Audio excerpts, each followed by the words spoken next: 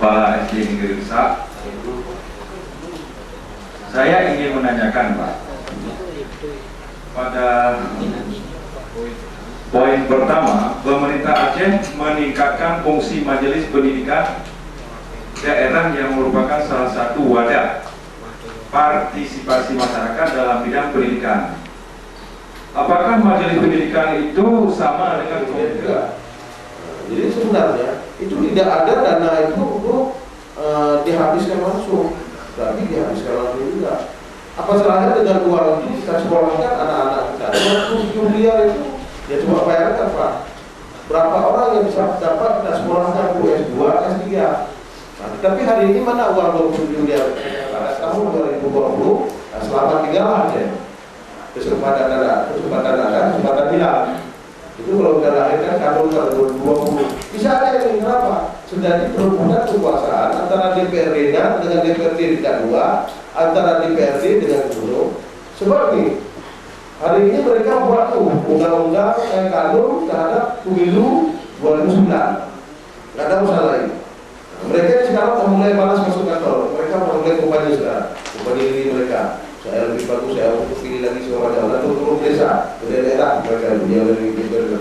Kalau kita juga kanun sama siapa? Yang paling ada staf sewa dengan sewa. Nggak bisa sidang mereka. Kemudian kita adukan kembali setelah pemilu. Setelah pemilu kan tunggu proses pelantikan, proses ini, proses itu segala macam.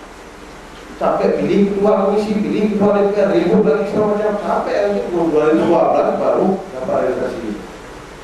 Bahkan kesempatan apapun, sekali lagi banyak orang yang mengunjungi Bapak keluarga pendapat itu. Kalau sampai dipelajari, kalau kita pelajari. Kalau ada anggota dewan lagi kuat-kuat kompani, di kompani itu tegur terus. Apa ngomong bisa tak merealisasikan ini? Tapi hanya perlu ayat ini aja, satu pasal ini. Nah, itu kan dia kompani-kompani itu kan bukan ganti rumah, nggak ada hak eksekusi. Kalau kompani itu kan punya hak eksekusi kan. Punya rumah nanti. Oke Pak, ini lanjutan kita kemarin yang pasal 84 yang berhubung Pak Adi Darmawan sudah hadir ke hadapan kita. Ini forum dan segala waktu dari jam 9 sampai jam 1:30 berikan kepada Pak Adi Darmawan. Bila-bila saya mohon dan kira Assalamualaikum warahmatullahi wabarakatuh. Interaksi timbal balik transformasi informasi supaya kita betul-betul paham apa yang dimaksud dalam undang-undang Sidiknas dan apa yang belum dilakukan oleh pemerintah sehingga kita punya solusi yang lebih bagus untuk mengumumkakan kepada mereka agar ini cepat dilaksanakan. Jadi tidak ada kata-kata kritisi itu dibayangkan sebagai upaya untuk merubah karena ini kata-katanya tidak betul, tidak sesuai dengan daerah kita, bukan itu yang menjadi kajian kita. Jadi saya mohon maaf hari ini kita tidak hanya ingin menjadi penonton tapi mencoba sedikit lebih meningkatkan diri sebagai pendorong. Paling tidak untuk menjadi seorang yang ingin mendorong sesuatu agar tercapai, yang mendorong itu harus paham dulu apa yang ingin diperjuangkan. Yang kita bahas itu mulai dari bab ke-7 sampai dengan bab 14. Itu dasar hukum kita dalam menerapkan pendidikan lebih meningkat ke arah yang lebih bagus. Nah di sini ada katanya di bab 7 bahasa pengantar. Nah kira-kira Bapak boleh baca bla bla sekian sampai 3 dengan ayat itu baca di sini kita baca sama-sama Bapak. Itu ayat pertama. Setiap warga negara yang berusia 6 tahun dapat mengikuti program wajib belajar. Belajar merupakan tanggung jawab negara yang diselenggarakan oleh lembaga pendidikan pemerintah, lembaga pendidikan pemerintah, pemerintah daerah dan masyarakat. 1, 2, 3 itu diatur kembali dalam PP. Kira-kira apa hal yang memang ingin kita melihat di 3 ayat tentang pasal 34 tentang wajib belajar? Nah, nggak mungkin Bapak nggak melihat sesuatu di situ, Pak. Pasti ada sesuatu yang memang menjadi Bapak, kok di undang-undang ada seperti itu ya, kok pelaksanaannya tidak seperti itu. Yang perlu saya sampaikan, ada kendala Pak sedikit di sekolah saya. Saya sebagai kepala sekolah Pak sangat ingin untuk sekolah saya maju Pak. Tapi banyak kendala yang saya hadapi. Yang pertama di sana Pak, sering banjir Pak. Kadang-kadang dalam 1 minggu ada 3 kali banjir Pak. Di sekolah. Nah, tapi masyarakat di sana Pak, pendidikannya rendah. Nah, paling tinggi sekolahnya Pak SMP. Nah, sedangkan untuk komite ada agak yang kita pilih sulit Pak. Karena tidak ada yang yang sekolahnya tinggi. Bagaimana? Nah, dan sedikit lagi Pak, yang perlu saya sampaikan, ini masalah rumah dinas guru. Sedangkan guru ingin menetap di rumah dinas Pak. Kalau tinggal di kecamatan Wela Induk, ke sekolah sana 7 kilo Pak. Yang perlu kami tempuh, kadang-kadang kan agak terlambat, kadang-kadang bocor ban kereta karena jalannya rusak. Nah, makanya yang perlu saya pesankan sama Bapak, tolonglah perhatikan sekolah kami Pak. Nah, itu saja Pak yang dapat saya sampaikan. Assalamualaikum warahmatullahi wabarakatuh. Pemerintah daerah iya, tapi beda kalau umpamanya dibilangnya gini, pemerintah atau pemerintah daerah, berarti boleh salah satu saja, Nah, di sini perannya dua-duanya. Iyanya apa? Menjamin terselenggaranya wajib belajar. Ya mungkin Ibu pernah dengar paket sosialisasi mulai dari iklan TV, wajib belajar 9 tahun. Nah, sudah disosialisasikan. Apakah membaca per alinea atau per kalimat yang berbeda pada ayat 2 itu pemerintah, itu tentu pemerintah besar dan pemerintah daerah menjamin terselenggaranya wajib belajar. Terselenggara itu kalau kita umpamakan, kalau dikatakan bangsa Indonesia itu tidak hanya makan, tidak lapar, tetapi tidak memenuhi gizi, cuma sekedar tidak. Bapak kasih tanda kutip Pak, terselenggara maksud Bapak supaya kita semua paham gitu. Ya, terselenggara hanya sekedar anak datang ke sekolah, ya, tetapi tidak tercapai target apa yang diinginkan oleh tujuan pendidikan itu sendiri. Mengapa? Karena pemerintah itu menurut kita lihat belum memadai dana yang didanai untuk setiap jenjang pendidikan. Menurut kami, pada kata-kata tanpa memungut biaya itu, nanti apabila dibuat peraturan pemerintah diselipkan itu boleh memungut biaya dengan alasan apa? Terima kasih Bapak. Demikian menurut kami. Semuanya dikaji menurut standar. Terus standar supaya lajunya sekian, kecepatannya, angin yang diperlukan berapa? Kan kira-kira begitu. Kalau pendidikan, standar sarana dan prasarana, standar pengelolaan, standar pembiayaan, dan terakhir standar penilaian pendidikan. Jadi semuanya ada 8 Pak. Semuanya ada 8. Kita ingin lihat dari 8 itu yang sudah dikasih pemerintah buat kita itu berapa. Itu kan yang ingin kita suara. Tolonglah pemerintah mengadakan standar ini supaya lebih cepat datangnya, supaya mutu pendidikan itu lebih bagus. Kira-kira begitu. Nah, kita lihat bagusnya saja, yang jeleknya nggak ditiru. Paham maksud saya Bapak? Dulu guru itu adalah sosok yang memang mungkin setelah Nabi ulama posisinya beliau. Makanya guru itu menjadi orang yang mungkin urutan-urutan awal yang masuk ke surga. Kenapa? Karena suri teladannya itu ada, sehingga ada pepatah dulu, guru itu sosok yang ditiru dan digugu. Semua tingkah laku guru itu menjadi panutan anak didiknya. Hari ini guru dalam posisi sampai hari ini saya belum tahu. Jadi nanti suatu ketika saya dites tidak lewat sertifikasi karena tidak dianggap standar menjadi seorang guru, saya diberikan pelatihan. Ceritanya begini Pak, guru atau tidak pantas menjadi pendidik. Nah, hari ini masih banyak kita jumpai, maaf Bapak dan Ibu guru yang mengajar profesi dengan saya, masih banyak Bapak dan Ibu guru yang mengajarnya bukan di dalam kelas tapi di tempat lain. Datang ke kantor, hanya standar isi dan standar kompetensi lulusan. Kita bahas dulu ini Pak, di ayat 1 ini banyak sekali masalah yang sebenarnya menjadi kegiatan kita untuk harus kita pikirkan. Kita ingin lihat dulu. Mari kita ke sini. Standar isi, saya jelaskan secara global saja Pak, tidak secara terperinci. Antara sekolah A dan sekolah C sama yang dipelajari. Kalau di sini pernah belajar salat, di sana juga ada pembelajaran salat. Karena ada patokan yang harus diajar. Dia disebut dengan standar isi. Standar proses, itu kira-kira kalau ngajari salat prosesnya macam mana? Itu belum keluar loh. Belum keluar. Kalau umpamanya kita ingin lomba perahu, proses mendayungnya itu apa dari belakang ke depan atau dari depan ke belakang? Itu kan proses, Pak. Prosesnya kita belum tahu. Atau angkatnya setinggi mana untuk mencangkul ke dalam air itu supaya larinya lebih cepat. Itu kan proses. Nah, sampai hari ini prosesnya belum keluar. Standar proses itu sampai hari ini belum keluar. Kenapa saya katakan belum keluar? Dasar pijakan kita, ini kurikulum nomor 20 tahun 2003 keluar PP yang namanya PP nomor 19 tahun 2005.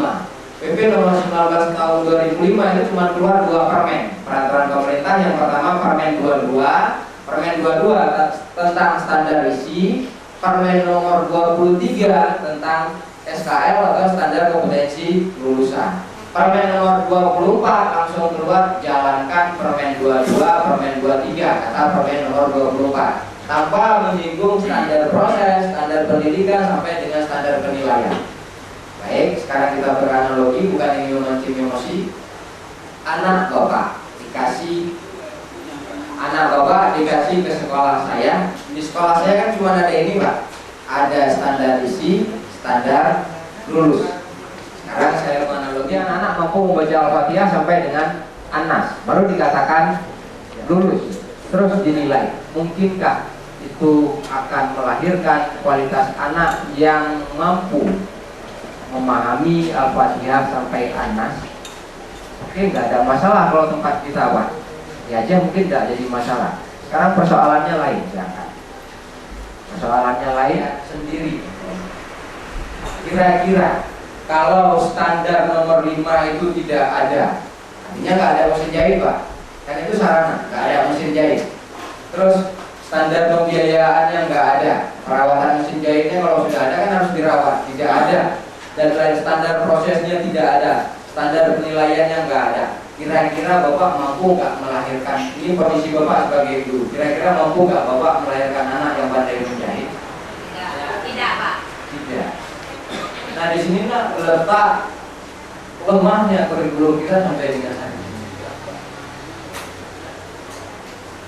Pak, bukan hanya Bapak, saya tidak selamanya berdiri di depan. Hari ini juga saya berdiri di belakang sama seperti Bapak acaranya di SMK 1. Nah ketika saya kejauhan juga begini Pak, saya berdirinya di belakang, orang lain bicara di depan. Nah ketika kita paham tentang ini dan kita perdebatkan, tidak ada yang mampu menjawab tentang ini Pak.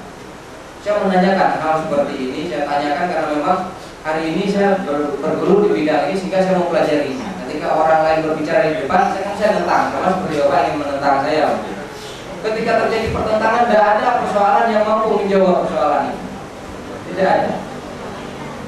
Itu sekali bertukar nasional sendiri kalau ditanyakan memang tidak mampu menjawab persoalannya. Jawaban yang paling mudah dikeluarkan, dia bilangnya gini, saya nanya kok kurikulumnya begini, sebentar-bentar berubah, yang satunya belum tercapai, yang lainnya dijalani. Dia bilangnya begini Pak, dengan bahasa main-main, kalau nggak berubah-berubah, tukang beca belum bisa. Dia jawabnya begitu dengan bahasa ini. Jadi memang harus dirubah, karena orangnya sudah ganti. Jadi masih ada paradigma yang seperti itu di sektor ini pemerintahan kita. Mereka gantung berat. Jadi tidak punya tujuan yang jelas pendidikan ini dibawa kemana. Nah kita oke lah sampai di situ, nanti kita lihat lebih jauh Pak. Nanti Bapak tambah marah tuh. Anak saya kalau diajari yang bukan di sekolah kapan berhasil. Ini standar isi Pak. Banyak sekali segitunya. Terus saya tanya, berapa luas persegi? Anak-anak belum diajarkan luas persegi. Belum diajarkan luas persegi. Itu menjadi masalah atau tidak? Jadi masalah Pak. Karena dia nggak tahu luas persegi, yang dia tahu hanya luas segitiga. Iya. Berarti dia mencari satu-satu segitiga. terus dijumlahkan luas segitiga yang ada di dalam persegi, luas perseginya sekian, Pak. Artinya dia telah menyelesaikan masalah.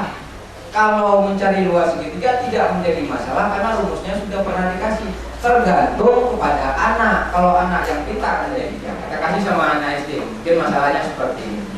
Nah terus dari Melabu ingin pergi ke Sinabang itu bisa lewat ujung Karang, bisa lewat tempat tua. Kita kasih masalah ke anak-anak. Kira-kira bagaimana cara kita Dicangkul saja. Oke, sekarang Makanya saya- dulu cepat dia untuk masuk ke saya orang ingin tua.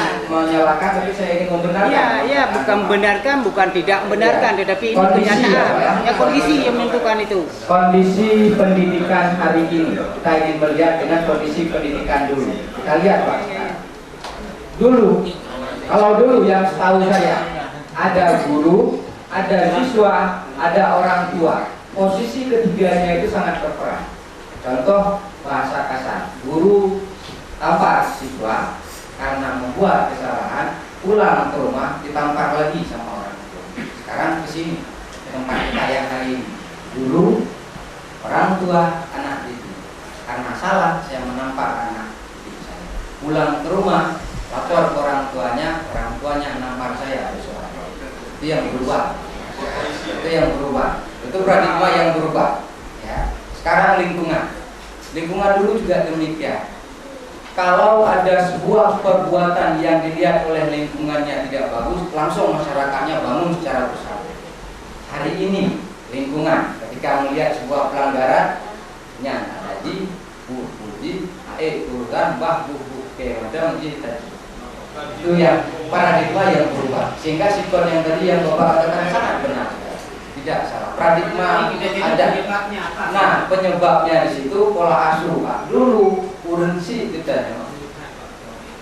Urensi kitanya ketika dididik anu kitanya sangat berbeda dengan hari ini. Begitu juga guru-guru kitanya. Jamun dengan pola didik sekarang itu sangat jauh berbeda. Secara tidak langsung, pola pembiasaan kedewasaan pernah terjadi di era orang tua kita yang hari ini tidak terjadi lagi. Disadari atau tidak?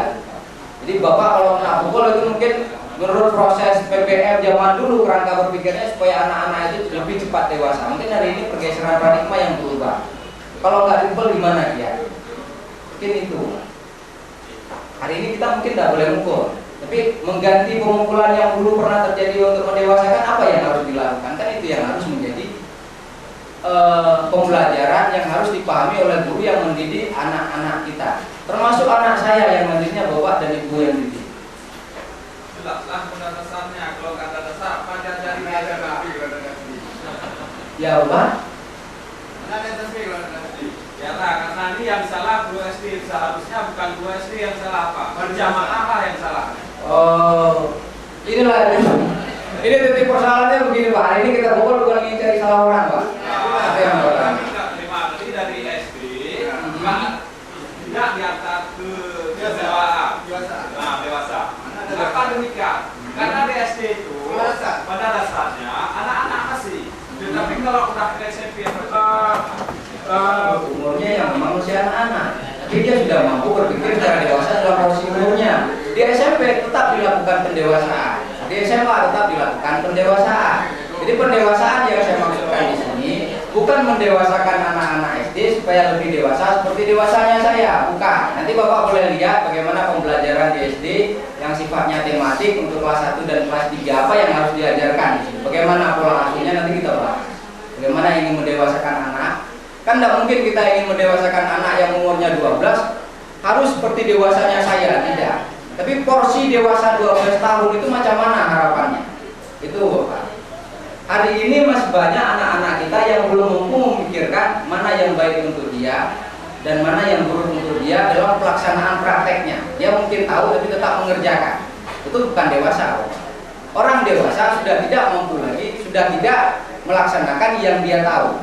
Sehingga kalau ditanya pejabat sudah dewasa, ya belum dewasa karena memang dia tahu itu salah tapi tetap dikerjakan. Itu definisi dewasa. Jadi Bapak jangan. Saya tidak pernah menyalahkan guru SD Bapak, tidak. Bahkan titik kunci sentral itu majunya pendidikan ya di situ letaknya. Itu nggak boleh dipungkiri, memang di situ letaknya. Artinya apa? Amanah yang diberikan kepada Bapak itu lebih banyak sekali di situ. Tanggung jawab moralnya apa di situ yang paling besar.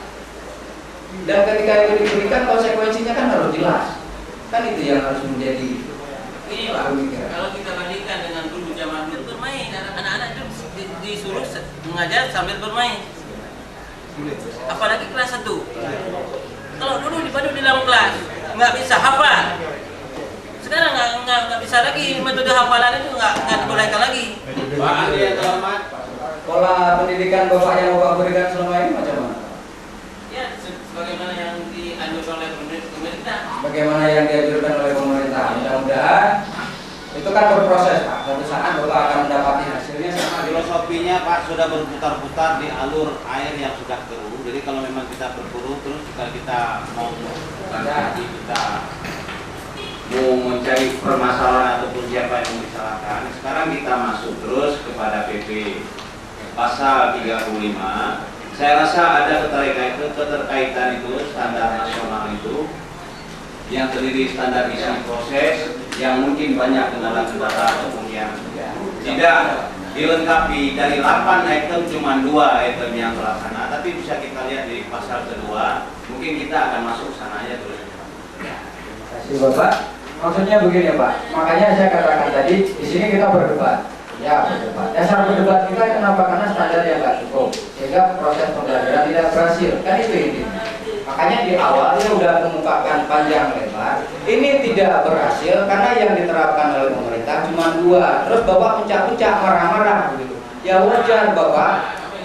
Enggak, bukan marah ke saya Pak, ke pemerintah Pak, ke sistem, bukan ke saya. Saya yakin Bapak nggak marah ke saya. Dikasih 8, disuruh jalani 2. Terus Bapak kan berhasil? Iya, memang tidak berhasil karena cuma 2 Bapak. Kalau dikasih semua, Bapak belum tentu mengatakan itu tidak berhasil. Contoh Bapak dikasih gaji 2 kali lipat dari gaji Bapak nggak mikir yang lain, Bapak ngajar di sekolah. Itu kan konsekuensinya. Ya Bapak ya, sehingga Bapak harus tahu titik persoalan yang kita bahas. Kenapa ini nggak berhasil? Karena cuma 2. Nah 2 ini kita ingin pelajari sampai di mana.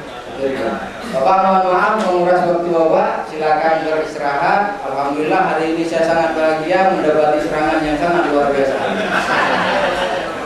Silakan mencicipi ala kadarnya. Saya tutup dulu. Assalamualaikum warahmatullahi wabarakatuh. Melihat yang pertama, anak yang kita yang mendapatkan harta pusaka itu apa dia laki-laki atau ada perempuan?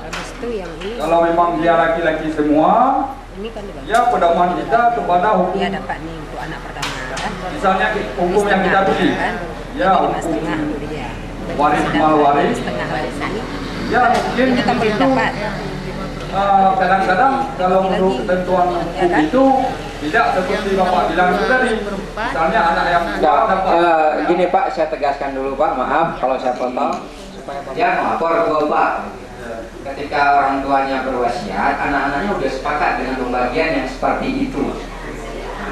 Kira-kira Bapak ingin menyelesaikan masalah anak-anak itu gimana caranya? So, tadi saya sempat lihat tadi katanya dia bilangnya saya sudah mengetahui beliaunya bisa menjawab, berarti tidak apa-apa biar Bapak itu.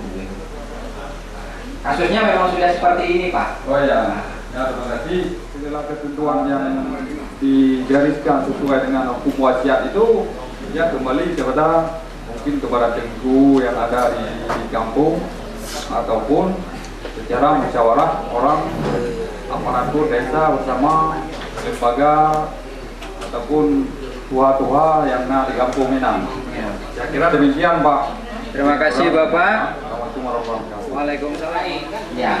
Tapi kalau menurut saya, kalau nggak salah saya, dalam hukum faraid juga dibagi seperti maksud saya membagi bisa dicari asal sebab itu tidak bisa dibagi. Menurut kami karena tadi tidak boleh dipotong, tidak boleh dijual. Lembu yang dibagi. Bagiannya itu dalam bentuk tidak genap, diganjil. Masa lembu dipotong, Ya Bapak. dipotong 2 kan? Nah ini, maaf Bapak singkat, inilah yang menjadi masalah. Kan Bapak IB kepada kecil dalam arti mawar ada aja. Intinya tiang demo 5 di tengah, kan 5 di tengah. Dah, bergenap keji baknya dah tak jauh ada IB. perhatikan di tengah yuk semua mbak dia di mau hanya di tengahnya nah melihat tuh karena ini keluar mah gak benar taboh di itu salah itu. Nah ini yang dijawab. Waalaikumsalam warahmatullahi wabarakatuh. Sedikit saya berikan tanggapan. Saya menanggapi menyangkut dengan pembagian harga warisan. Sesuai apa yang telah Bapak katakan tadi, seorang almarhum meninggalkan warisannya kepada anak, 3 orang anak.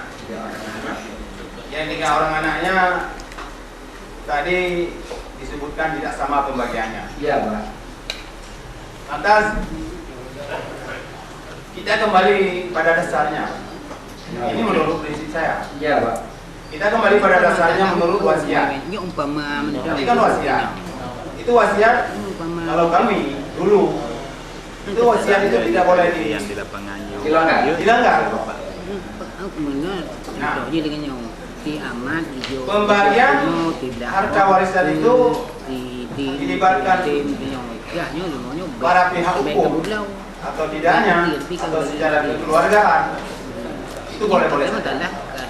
Namun sesuai dengan apa yang telah disampaikan wasiat orang tuanya dulu sebelum dia meninggal, bahwa pembagian harta warisan ini tidak boleh dijual. betul-betul dalam jalur hukum. Ya, jadi dipotong ya jelasnya Tidak boleh. Nah, sedangkan pembagiannya tidak sama persentasenya. Yang sulung juga sekian, yang tua sekian, yang paling kecil juga sekian. Kemudian kalau Selesai masalah apabila disepakati oleh 3 orang yang menanyakan. Itu yang pertama. Ya nggak apa-apa, kemungkinannya boleh. Makanya saya nggak ada hak menyalahkan. Yang Bapak jawab demikian. Kalau kira-kira jawaban Bapak menyelesaikan masalah di antara 3 orang anak dan 3 orang anak menganggap itu selesai. Sehingga saya tidak mengkotonomi. Inilah jawaban yang benar.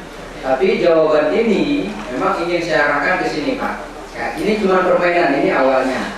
Terus kita ngambil hikmah. Dapat hikmahnya memberikan kebebasan anak untuk menyelesaikan masalah. Benar Bu?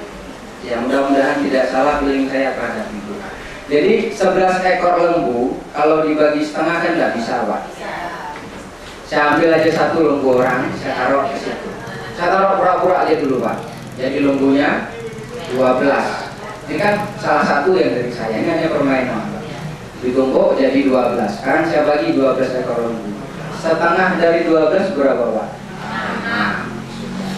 1/4 dari 12 3, 6, 3, 9 Pak ya. 1/2 dari 1/6 dari 12 2. Jumlah semua yang dibagikan berapa Pak? Ya lembu yang dipinjam tadi kasih balik untuk orang Pak. Kira-kira begitu. Nah sekarang pertanyaannya begini, marahkah si A dengan pembagian tersebut? Saya kira tidak marah. Alasannya apa? Pokoknya kita tanya mana? Alasannya apa? Karena haknya dia itu dapatnya 5,5 Pak, tapi bisa dapat 6. Pasti dia nggak marah. Itu kata anak si A. Si B marah atau tidak karena sudah lebih si A? Juga nggak marah Pak. Haknya 1/4 dari 11 itu adalah 2, sekian, tapi dia dapatnya 3. Kan nggak marah, lebih dapatnya. Yang 1/6 Pak, kalau 1/6 dari 11 kan dapatnya 1 sekian, nggak sampai 2, tapi dapatnya 2. Berarti nggak ada yang marah Pak. Ini hanya merupakan sebuah permainan. Inilah yang diharapkan oleh seorang guru yang mengajar di depan ketika menyelesaikan masalah. Jadi memberikan kebebasan kepada anak. Oh begini, ya silakan. Apabila memang si anak yang datang tidak lagi menganggap itu sebagai masalah. Jadi caranya macam-macam. Dan itu sering terjadi di hikayat Rasul ketika menyelesaikan masalah juga sering terjadi. Nah Bapak, itu hanya permainan saja. Saya lupa, mungkin ini agak cepat sedikit Pak. Standar isi salah satunya membuat kalender pendidikan. Itu dibuat oleh sekolah, melibatkan dewan sekolah, komite sekolah, dan rumpun yang ada di sekolah. Buat kalender pendidikan. Jadi kan selama ini kalendernya datang dari dinas sampai ke sekolah itu terus yang dipakai, tidak ada perubahan. Nah, berdasarkan undang-undang ini silakan diubah, tapi acuan patronnya tetap kalender pendidikan nasional. Jadi ada batasan-batasannya, 1 tahun berapa hari, 1 tahun berapa minggu. Kan kayak di sebelahnya libur karena nama lo diganggu. Silakan, tidak apa-apa. Dan itu kita punya kekuatan hukum. Dengan tahu ada hukum, berarti kita bisa menjalankan. Terus di oke lah, nanti ini kita lihat ada pendidikan agama, terus di bawahnya agama Kristen, agama Katolik dan seterusnya sampai agama-agama yang ada, warga negaraan, bahasa Indonesia, matematika dan SD. Jadi maksudnya begini Pak. Nah, ini diberikan pemerintah sudah seperti ini, kita nggak boleh merubahnya. Nggak boleh merubah, dalam arti tidak boleh merubah ke bawah. Kalau merubah ke atas silakan. Kalau ini merubah ke atas dilibatkan komite sekolah dan apa yang ada di sekolah, baik itu guru, komite belum di SD. Nah kalau belum nanti nggak apa-apa kita ambil di tempat saya, kita kopikan atau dalam CD atau dalam apa supaya ada. Jangan sampai kita melewatkan anak-anak tapi ini tidak tercapai. Jadi anak-anak itu boleh lewat, kita ambil sudut pandang satu saja Pak. Menyebutkan, menghafal, membaca, dan mengartikan surat-surat pendek dalam Al-Quran mulai surat Al-Fatihah sampai surat Al-Alaq. Maksudnya kalau dia udah belajar di kelas 1 sampai kelas 6 ingin diluluskan, ini tidak apa-apa dalam kategori di atas dia, bukan di bawah dia. Contoh, Bapak ingin rubah yang SKL pertama menyebutkan Al-Kafirun, silakan, tidak apa-apa. Karena kalau memang dia surat Al-Fatihah sampai surat Al-Kafirun berarti surat Al-Alaqnya sudah tercapai, jadi nggak masalah. Jadi nyojit ke kubu, MIU-nya nggak boleh. Kenapa? Karena pendidikan dia lulus dari SD belum tentu dia sekolahnya tetap di situ. Bisa jadi dia keluar daripada SD itu pergi merantau ke tempat yang lain. Di sana sudah dituntut dia sudah bisa ini. Sehingga ini harus dimiliki. Ini menjadi SKL minimum, standar kelulusan minimum. Kalau ingin ditambah silakan menambahkan dengan kategori SKL yang lebih tinggi, bukan memangkas dia. Nah, Bapak boleh beranalogi, Pak, kalau di Aceh agama nggak apa-apa, mungkin itu tercapai, oke lah kita anggap seperti itu. Untuk pelajaran matematika kan ada juga SKL-nya, itu nggak ada wasrana, Pak, nggak ada ini Pak, nggak mungkin itu tercapai, kita harus turunkan. Kan begitu konsekuensinya. Karena anak fasilitas, anggaplah ambil satu aja Pak ya.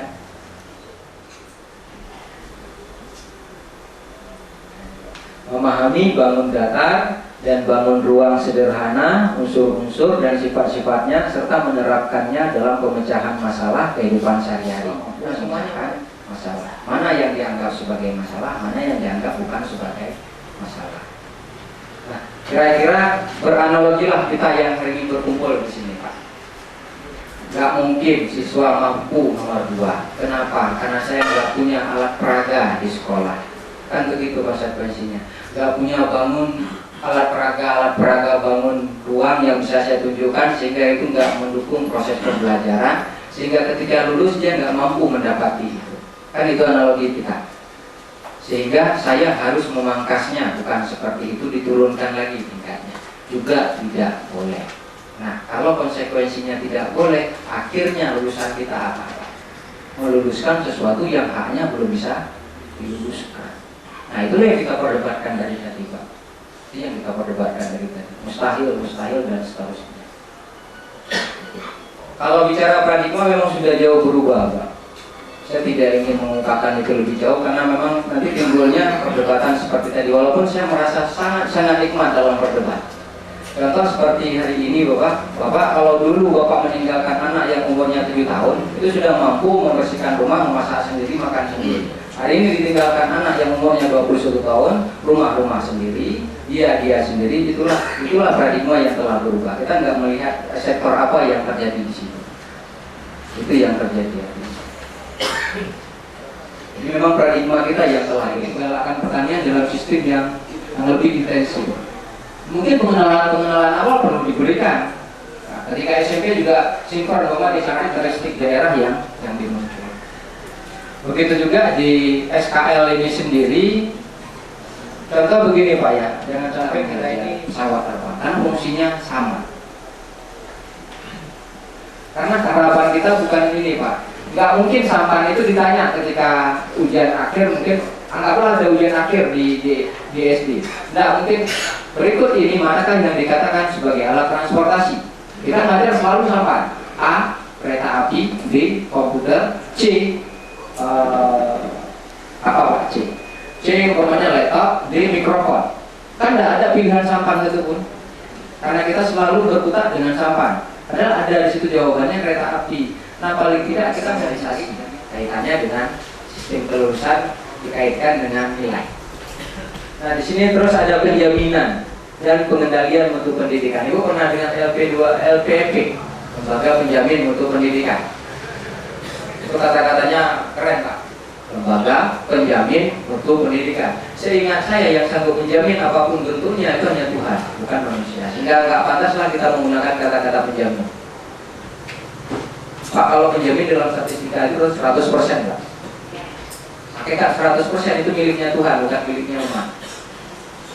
Bapak yang belajar di dunia pendidikan itu analisis statistiknya 95%. Berarti ada kesalahan 5% dari teori. Makanya ketika dipraktekkan tidak sesuai, wajar karena analisanya 95%. Dokter tidak sembuh nyembuhin pasien karena analisanya 99%. Tidak ada dokter yang berani 100%. Karena kafir pun yakin 100% itu bukan milik dia, tapi milik Tuhan. Itu intinya. Tapi karena kata-kata penjamin sudah dipakai, ya sudahlah, biarkan saja dipakai. Pokoknya kita tahu tidak ada jaminan apa-apa yang menjadi jaminan terhadap orang yang terhadap orang kalau memang dia bukan sang ahli. Terus ayat 8 ngantuk. Kalau hari kemarin saya bicaranya jam 2, itu posisinya ngantuk semua Pak ketika saya bicarakan kurikulum. Jadi orang baru fresh kalau bicarakan masalah-masalah yang berbau dana, ribut biasanya. Nah ini saya nggak mau di bagian itu, saya maunya di bagian kurikulum saja. Nah, Bapak bisa lihat sendiri, kira-kira saya nggak baca lagi Pak, yang poin nomor 4, 1, 2, 3 diatur oleh BP 1, 2, 3 yang ingin kita persoalkan di mana Pak? Bapak boleh lihat-lihat dulu, dibaca, dipahami kira-kira apa yang menjadi masalah kita. Di pasal 35 kita sudah dapat 6 standar belum ada. Begitu. Coba Bapak baca poin nomor 1. Pengembangan kurikulum dilakukan dengan mengacu pada standar nasional pendidikan untuk mewujudkan tujuan pendidikan nasional. Ada berapa Pak standar nasional? Ada 8. Kan begitu. Nah yang baru ada berapa? Ayat 1 pada pasal 36 untuk tujuan nasional. Pokoknya indikasi ke sana itu memungkinkan ada. Kalau memang ada tenaganya. Matematika, ilmu pengetahuan alam. Kalau di SD dipecah lagi jadi fisika, kimia enggak ya. IPA saja begitu. Seni budaya, sosial berarti begitu juga, enggak ada pemecahan ekonomi. Namanya sin. Berarti teknik bubut mesin namanya. Ya silakan. Kalau keterampilan ada apa ya? Ada. Muatan lokal? Ada Pak? Tidak ada Bu? Ada. Apa muatan lokalnya Bu? Bahasa daerah. Sekarang saya kasih nambah, apa itu muatan lokal? Apakah bahasa daerah bisa dikatakan sebagai muatan lokal? Itu yang ingin kita lihat. Jadi jangan salah persepsi apa yang dimaksud dengan muatan lokal. Jangan sampai kita melihat bahasa daerah juga sebagai muatan lokal. Makanya ini yang kita lihat Pak, masalah disuruh, kadang orang suruhnya sendiri tidak paham. Ini Pak muatan lokal. Muatan lokal merupakan kegiatan reguler berarti di luar. Jadi pelajaran Pak ya, bidang studi untuk mengembangkan kompetensi yang disesuaikan dengan ciri khas. Apakah bahasa Aceh merupakan ciri khas daerah? Iya. Kita punya syekh masing-masing. Syekh lewat Aceh Barat kalau tunang di Aceh, karena saya orang yang selalu ngikut syekh tunang. Biasanya dari Aceh Barat dikirim syekhnya ini. Syekh-lah. Oh ya, Syekh-lah. Adakah penerus-penerus Syekh-lah? Adakah yang menjaga citra kebudayaan kita? Ada. Wah begini, mungkin begitulah analoginya. Jadi kita lebih memperbanyak sehingga lebih banyak yang menjaga kultur dan kaedah hasanah kebudayaan kita. Iya Pak? Iya, tapi itu kan yang saya maksud dari segi budaya yang diajarkan. Kalau di SD sampai ke tarian Bu, sampai ke tarian yang diajarkan sudah sejati Bu. Kalau sudah sejati benar seperti yang Bapak katakan tidak boleh lagi dimasukkan Pak. Jadi jangan sampai tumpang tinggi. Jadi benar kita beranalogi silakan kenapa bahasa Indonesia, bahasa Inggris, dan matematika diuangkan secara nasional. Kenapa? Karena itu dikatakan sebagai ilmu alat.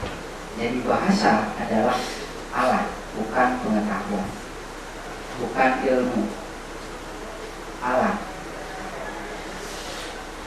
Nah, yang disebut dengan bahasa semuanya alat, termasuk bahasa daerah, alat komunikasi, alat untuk mencapai sesuatu lebih bagus. Kalau orang bisa bahasa Indonesia dengan bagus dan benar, konsekuensi yang dipikirkan oleh pemerintah entah benar entah salah, saya nggak berani menjamin, mampu mendukung ketika dia membaca literatur lain untuk mendukung ilmu lain.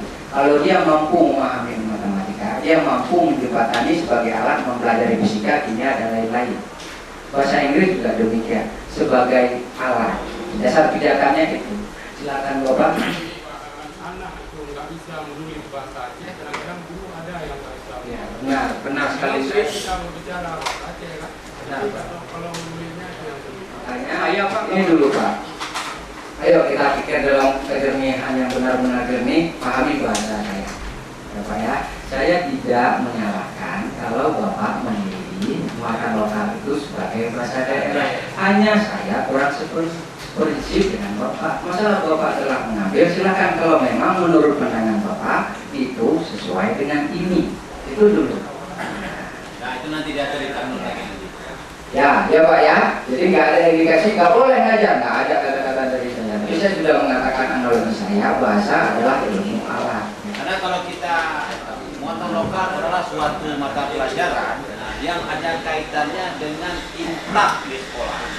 Jadi umpamanya matematik, dari muatan lokal itu pelajaran matematik itu bagaimana dalam penerapannya dalam Islam, sehingga diperkenalkan siapa penemu matematik di kalangan Islam. Nah itu Nah Bapak, makanya yang Bapak tadi bilang, saya bilangnya gini jawaban Bapak, saya masih teringat Bapak jawab lagi, ini bukan kata-kata saya. Saya tidak pernah merubah, ini dokumen asli yang diberikan lewat PP nomor 19 tanpa satupun kata atau huruf yang saya ganti. Mungkin ada literatur lain yang Bapak baca. Nanti kita semakin banyak membaca literatur, artinya semakin besar wawasan kita dalam berbuat. Ini salah satunya Pak, sebagai bahan tambahan. Nanti didepankan lagi dengan literatur yang pernah Bapak baca. Kira-kira apa sih makna hakiki dari muatan lokal? Nanti Bapak yang punya definisi yang lebih bagus, karena Bapak mungkin banyak mempunyai literatur. Nah ini yang disebut dengan pengembangan diri. Adakah diajar pengembangan diri di SD? Tidak masalah, karena memang ini baru jalan, tapi paling tidak kita tahu apa itu pengembangan diri. 2 jam pelajaran bertujuan memberikan kesempatan pada peserta didik untuk mengembangkan, mengekspresikan diri sesuai dengan kebutuhan. Ini kita tidak bahas yang di bawah kurikulum pendidikan tinggi, maksudnya yang punya kampus.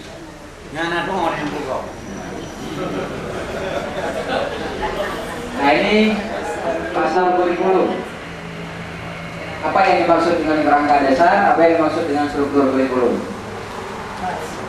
Ini kerangka dasar Pak. Ini yang di SD yang saya kasih nama. Ada 5 kelompok mata ajar. Ya, habis disusun nyata dulu ke dinas karena itu distempel Pak. Jadi KTSP, bagian dari KTSP ada silabus, ada kalender pendidikan, itu disahkan. Ketika disahkan punya kekuatan hukum. Dan ketika kita jalankan tidak ada yang bentang. Nah ini Pak yang Bapak tanya tadi Pak. Agama. Sampai mengajar sesuatu tanpa mengenalkan bentuknya, tanpa mengenalkan sifatnya. Terus integratif. Anak memandang sesuatu yang dipelajari sebagai suatu kebutuhan, mereka belum mampu memilah konsep dari berbagai disiplin ilmu. Maksudnya di sini apa? Mereka belum mampu memilah yang tinggi. Nah, kalau dari yang saya tahu, Dan seperti ini. Kalau memang Bapak tidak sepakat, itu intinya. Ini contoh ini nggak ada dalam undang-undangnya rekayasa orang. Pembukaan anak-anak berkumpul bernyanyi sambil menari mengikuti irama musik. Pak imitatif Pak, ini kira-kira. Nyanyi mandung tim dalam ruangan api keruh pokoknya. Kira-kira kan begitu. Yang Bapak alami ketika Bapak bahasa Indonesia ya. Ya Bu, yang kelas 1 masuk ke bahasa Indonesia. Terus penutup mendongeng atau membaca cerita dari buku cerita. Kira-kira seperti ini pembelajaran di kelas 1 sampai kelas 3. Saya nggak berani menanyakan ini dipraktekkan atau tidak gitu. Ya dipraktekkan ya. Saya tidak berani, tapi ini sebagai model. Ini model kedua, Bu. Pembukaan waktu berkumpul. Nah, kira-kira begitu, Bu. Nah, yang tadi kan kita ada ngomong masalah konkret, terus ngomong apa lagi, Pak? Hierarkis, atau lagi apa? Itu lupa diajarkan. Apa yang tertanam sama anak? Rukun iman ada 3 perkara. Itu yang terjadi. Nah, Bapak boleh baca literatur, ada salah satu daerah di Indonesia yang memang sembahyang salat 5 waktu itu bukan 5 waktu, tapi 3 waktu. Saya lupa daerahnya di mana. Jadi ada ulama yang hijrah ke sana, saya punya literatur bacaan yang seperti itu, mengajarkan salat karena paradigma kehidupan di sana sangat mungkin naik buku. Kan begitu. Jadi sangat susah. Jadi Bapak dan Ibu mengajari sesuatu jangan sampai setengah-setengah, secara kesatuan. Sangat fatal Pak akibatnya kepada anak-anak. Karena ada pepatah belajar di waktu kecil ibarat melukis di atas batu itu tertanam Pak. Walaupun nanti akan berproses, tapi dia akan melakukan kesalahan dalam prosesnya. Contoh, anak saya, mungkin cerita ini pernah Bapak dengar. Anak saya melapor kepada orang tua ibunya, pada orang tua yang perempuan, pada istri saya, mak, kata ayah, Tuhan itu dalam kamar mandi. Lapor anak saya yang umurnya 4 tahun ke istri saya, mak, kata ayah, Tuhan itu dalam kamar mandi. Rupanya pernah suatu ketika saya bangun, anak saya sudah duluan dalam kamar mandi. Kebetulan sudah lama sekali mandi Pak. Saya ingin pergi ke kantor, sudah telat. Bisa didengar seperti tadi. Maaf Bapak agak sedikit bukan melelahkan, agak sedikit menjemukan materi tentang ini, tapi memang harus diketahui. Belum. Yang ininya ada menurut Bapak dan Ibu.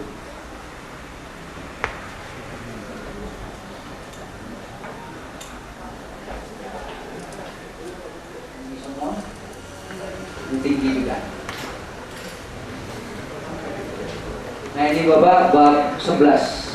Ada Pak masalahnya, langsung aja ke sini ya Pak ya. Waktunya sangat-sangat sedikit. Nilai hasil pembelajaran dan sekian-sekian. Kalian. Nah, silabus itu siapa yang buat Pak? Yang buatnya siapa? Guru. Nah, paradigmanya kita geser sekarang Pak ya. Berdasarkan PP, silabus itu bukan guru yang buat.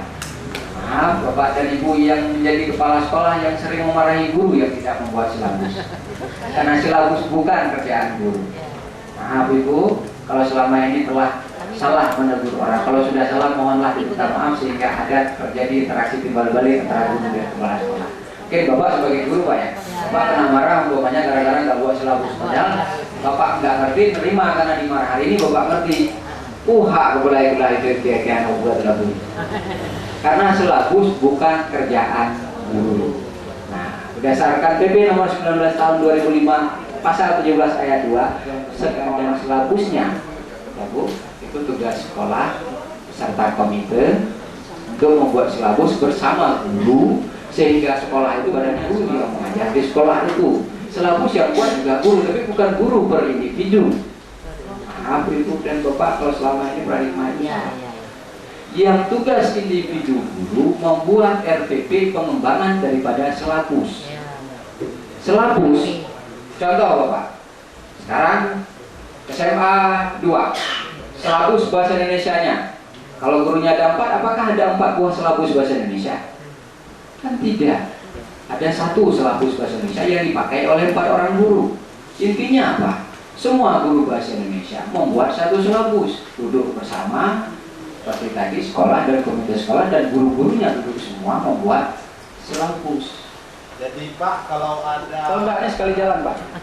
Sekali jalan. Bapak kan punya komite, punya guru. Jadi itu diselenggarakan sekali kan nanti dipecah forum-forum kecil. Kelompok mata pelajaran agama, kelompok mata kan dipecah. Sepakat enggak dengan kurikulum ini, silabus ini? Enggak sepakat nanti dilarang. Sudah sepakat semua sekolah, baru diantar ke dinas, disahkan. Kalau ada guru yang baru masuk ke situ, kan kita nggak perlu nunggu dia buat silabus, karena dia harus mengajar. Nah, sekolah itu dikembangkan dengan RPP. Itu Pak. Jadi sekali penyelenggaraan. Teknisnya sampai hari ini belum ada yang mengerjakan. Tapi jangan sampai bapak-bapak atau ibu-ibu kepala sekolah marah kepada guru yang tidak buat silabus. Tapi cikal bakal pembuatan RPP harus ada silabus. Jadi konsekuensinya jelas Pak ya. Kepala sekolah wajib memarahi guru yang tidak buat RPP. RPP bisa dibuat kalau sudah ada silabus. Nah, konsekuensi itu Bapak bicarakan sendiri dalam pikiran Bapak, kira-kira teknisnya harus bagaimana? Nah ini Pak, di PP itu nggak ada yang menyatakan silabus itu harus begini, silabus itu harus begini, tidak ada. Yang ada diatur cuma komponen. Silabus itu memuat SK dan KD, terus memuat materi pembelajaran, memuat kegiatan pembelajaran, indikator penilaian, alokasi waktu dan sumber belajar. Masalah format itu kalau memang masih ada yang seperti itu tolong diluruskan. Nggak ada format yang baku yang ditetapkan oleh undang-undang dan PP harus seperti ini formatnya, tidak. Mau dalam tabel silahkan, mau menjalur ke samping silahkan. Tapi kalau umpamanya satu sekolah sudah mufakat biasanya dalam satu format. Nanti sekolahnya udah punya silabus, nyalahi silabus sekolah sana. Jangan. Kalau memang komponen ini ada dan seterusnya. Bicara mengkaji SK dan KD, mengidentifikasi, merumuskan indikator bagaimana. Kita nggak pelajari ini Pak, pertanyaan Bapak yang sangat signifikan di pasal-pasal ini. Pasal 40. Yang berstatusnya tukar ras kecil. Dan guru-guru pun kesejahteraan guru pun kurang diperhatikan oleh pemerintah. Jadi sekiranya membahas ini panggil aja DPR dulu. Nah, sekarang begini. Oke Pak, saya ambil ya Pak. Bapak pulang ke rayon besok, sana ada public hearing Pak. Anggota dewan dihadirkan. Jadi jangan sampai Bapak datang ke sini nggak tahu apa yang mau diambil. Bapak udah tahu ini Pak, ingin ditanyakan kepada siapa. Bapak pelajari ini, hari ini kan Bapak tahu. Oke, itu hikmah yang kita dapat. Besok ketika Bapak dilaksanakan public hearing di tempat Bapak di kecamatan, itu dewan dihadirkan Pak. Berdasarkan undang-undang pasal 40 nomor 20 tahun 2003, saya ingin menanyakan kasus pasal itu. Kan ada pertanyaan dari Bapak yang ingin dituangkan. Jadi jangan sampai hari ini itu Bapak marah-marah, jadi sampai nggak tahu apa yang ingin ditanyakan ketika sampai kecamatan. Dengan tahu hari ini kita punya satu benderang pukulan. Saya juga orang yang ingin menyerang dewan Bapak, sama dengan Bapak. Bahkan kemarin ketika dewan dihadirkan itu sampai katakan saya keluarkan mata. Bukan ada Bapak kemarin yang di sini yang melihat saya menangis. Saya menangis Pak kemarin ketika Budiah dari dewan itu datang.